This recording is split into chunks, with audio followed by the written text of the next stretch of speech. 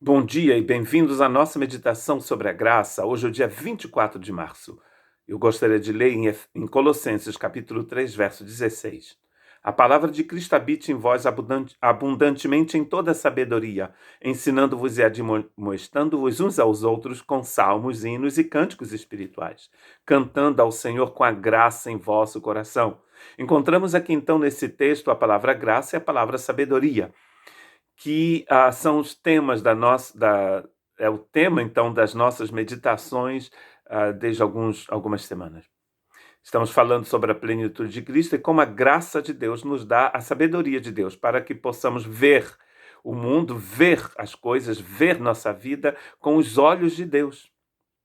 Ao invés de tomarmos caminhos que vão para a direita e para a esquerda, nós vamos então seguir em frente, porque nós vemos o caminho, porque a gente vê, a gente entende o que a gente deve fazer. Aqui a gente vai entender também o que devemos falar, o que devemos cantar. E a chave aqui é que a palavra de Cristo deve morar em nossos corações ricamente, com toda sabedoria. O que significa isso? Significa que nós moramos em Cristo, Cristo mora em nós. Que a sua palavra está em nós. Inclusive, no Novo Testamento, esta é a primeira vez que Paulo vai então dizer a palavra de Cristo. Porque a palavra geralmente é a palavra de Deus, a palavra do Senhor. Aqui a palavra de Deus se torna a palavra de Cristo. Interessante que os colossenses haviam aprendido uma heresia que diluía o evangelho, que diluía a pessoa de Cristo. Então, Paulo vai afirmar que Cristo é o criador do universo, do início ao fim dessa carta, e que ele é o autor da salvação. Não existe salvação sem Jesus. Aqui a palavra de Deus, então, é sinônimo de palavra de Cristo. E essa palavra de Cristo é importante que ela esteja em nosso coração de uma forma plena, que ela more mesmo em nosso coração. Não como um turista que está de passagem. Nós não vamos à palavra de Deus para acharmos como se a palavra fosse um amuleto. A palavra de Deus vive em nós e nossa vida é dependente dela. O resultado é que a gente vai falar sobre e cantar sobre a inspiração da graça de Deus. Por quê? Porque a palavra de Deus, a palavra de Cristo, habita em nossos corações, abundantemente. Então, quando a gente canta salmos, hinos e cânticos espirituais, a gente canta sobre a inspiração da graça de Deus no nosso coração.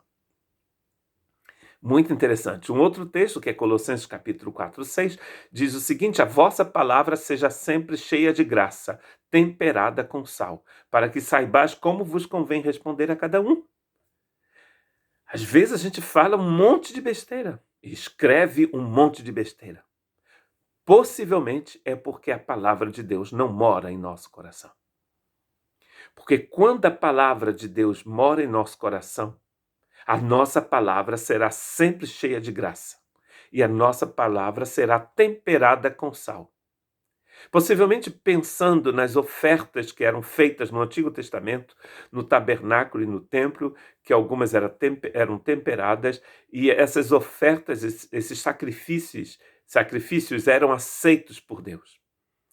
Eram agradáveis a Deus. Aqui, o sacrifício que a gente oferece é a nossa palavra. Agora, se a palavra de Cristo não mora em seu coração, a sua palavra não tem como ser cheia de graça. Você vai sempre falar aquilo que está no seu coração.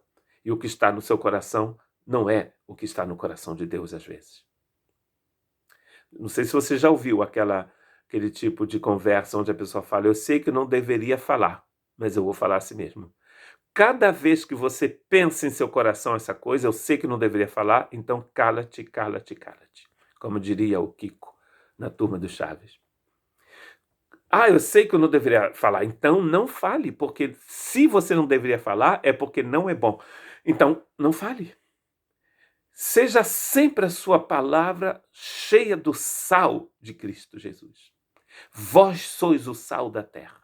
E não mais eu vivo, diz Paulo. Cristo vive em mim. Como Cristo vive em você? Porque a palavra de Cristo habita em você. E você vai fazer tudo em sabedoria. A sabedoria vem quando a sua vida está cheia da palavra de Cristo. Então tudo que sai da sua boca vai ser graça. Que Deus te abençoe.